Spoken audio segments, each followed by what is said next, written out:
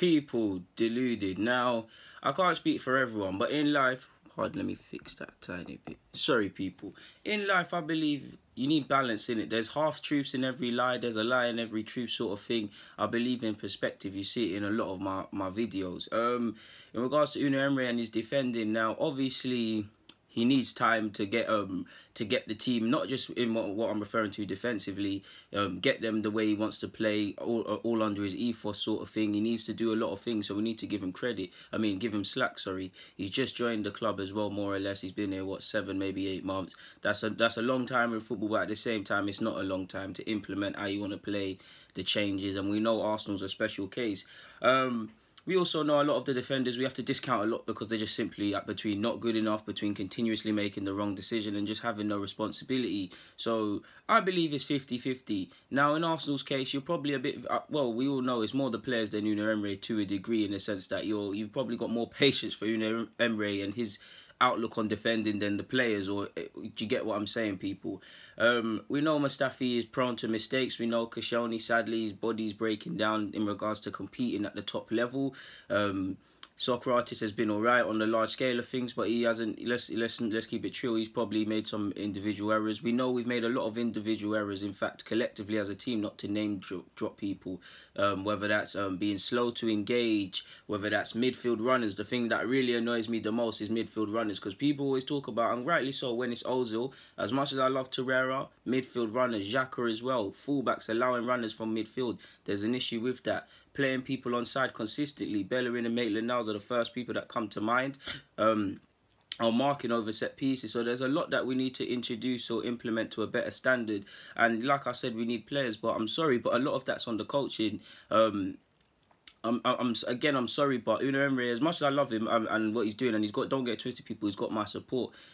On a broad basis, general basis, you're struggling to see what he's trying to do with the team. And what I mean by that is clearly you're seeing it. He's trying to make us a tiny bit defensive. He clearly favours a compact midfield, a rigid outlook on the team. The fullbacks provide the width. The strikers are almost individual brilliance. We play some lovely work set pieces, whether they're short or long. And we're devastating on the counter-attack, like you ironically saw for our goal in the defeat against Manchester United. Best case scenarios of the count was probably Leicester and Fulham, and there's been several other times. I'm sure Chelsea as well. Both times against Chelsea, both legs. I'm sorry.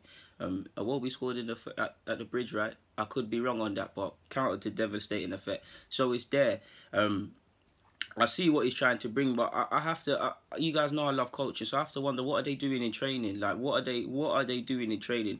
With Unai Emery as well, he did say once that he prefers to win 5-4 versus 1-0, and so far I've only seen a playing style to suggest that it could only be 1-0, because I like that he's pragmatic and it works at times, but at times I think he caters too much to the opposition. It's a difficult one against United, for instance, because I believe he went for it, he played a strong team, but when you're seeing Aubameyang on the flanks, yes, we need that, because if you look on Aubameyang was on the right hand side, you obviously saw Shaw and Alexis. Shaw is a very good attacking fullback. Alexis is obviously an attacker. Maitland-Niles is in a fullback. You can see how someone could be doubled up against. So Aubameyang's pace on the flanks gave Shaw something to work on, or think about, better yet. So I get it, but I just feel he probably caters a bit too much to the opposition, and it's cost us in a couple of games. Look at the difference between, obviously there's other factors, but look at the difference between how we played against Liverpool at home and how we played at away. Again, there's differences. We play slightly better in big games at home, but what I mean by that is we was aggressive consistently, versus against Liverpool, he thought a bit too much about the opposition. Yeah, Maitland-Niles scored and things like that, and I'm not saying you can't think about the opposition, but if you look at Maitland-Niles and Bellerin, they weren't defensive. Maitland-Niles was providing width, but we was respecting them a bit too much.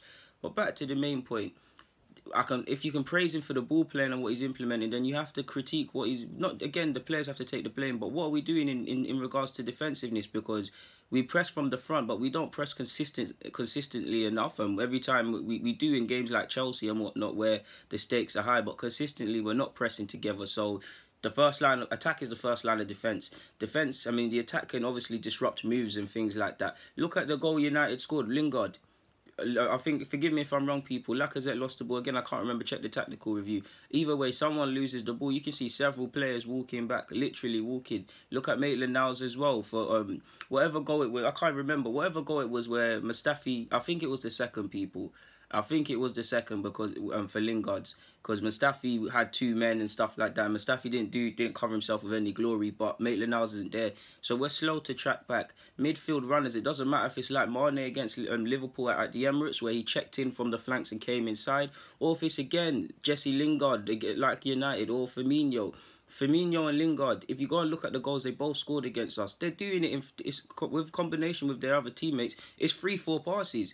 This is on the manager as well. Like, the players need to, don't get me wrong, I'm not excusing the players. I'm harder on the players because obviously it's Unai Emery's first season, and that the players, regardless of coaching and tactics, you need to learn how to think, and I don't think we have the best thinkers collectively, regardless of ability.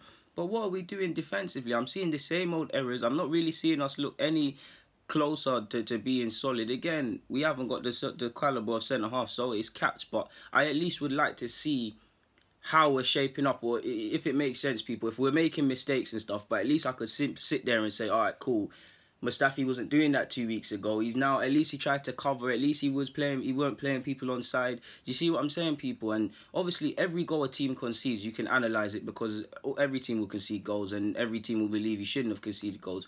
But at least in Arsenal's case, it feels like we just concede some cheap goals that could have been avoided. Even United at Old Trafford, Kolar, Leno, Socrates, Koscielny, not Koscielny, I'm sorry if it was Koscielny, it could have even been Mustafi.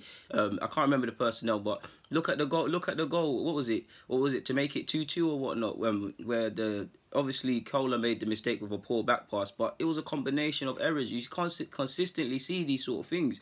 So I have to wonder what they're doing in training, because again, as much as I get onto the players, and as much as I cut Unai Emery some slack because it's his first season, we're still reacting. We're still reacting defensively. We're not proactive defensively. What I mean by that is, do you see what I'm saying? Press people, mark people. Midfielders thinking, okay, cool, my partner's gone, let me drop back, like you saw against again, I'm so sure, I can't remember the goal, but whatever goal against United, Shaw takes it off the edge of his area, he plays it out to, I can't remember who he played it out to, he plays it out to someone and they counter-attack, and that's literally the goal. Again, check the tactical review that I did in regards to that game.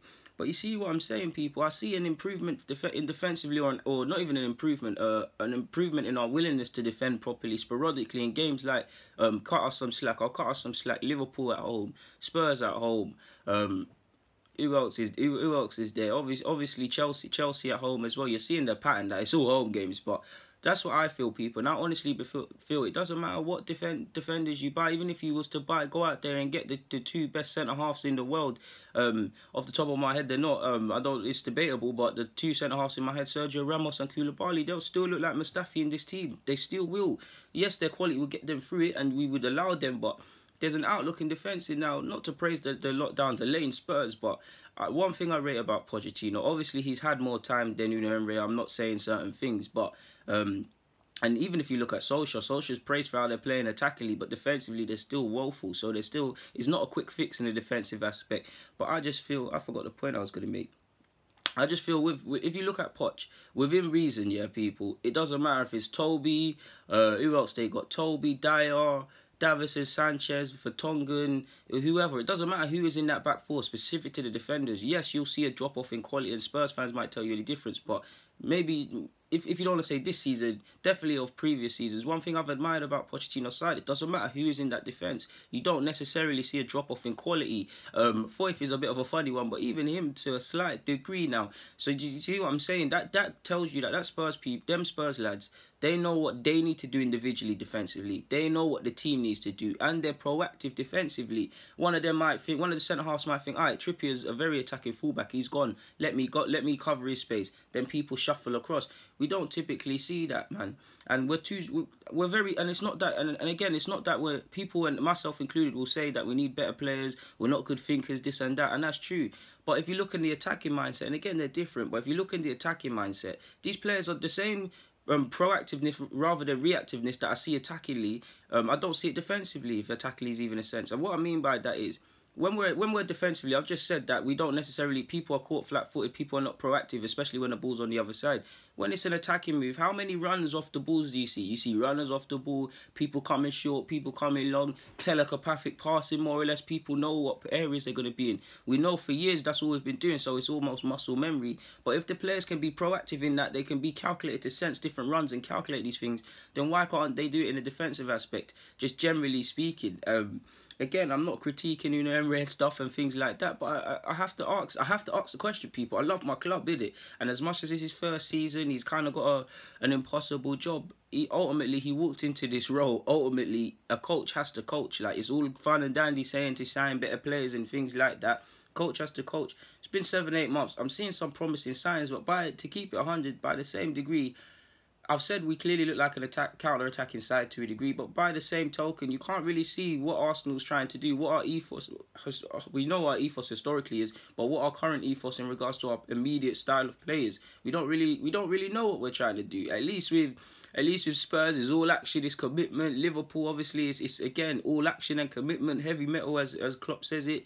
Pep, you obviously know Pep's ideology. I don't need to go into basics. Chelsea, obviously, with Sarri, it's changed a bit and there's a bit of the debate, but you know it's all about possession and things like that.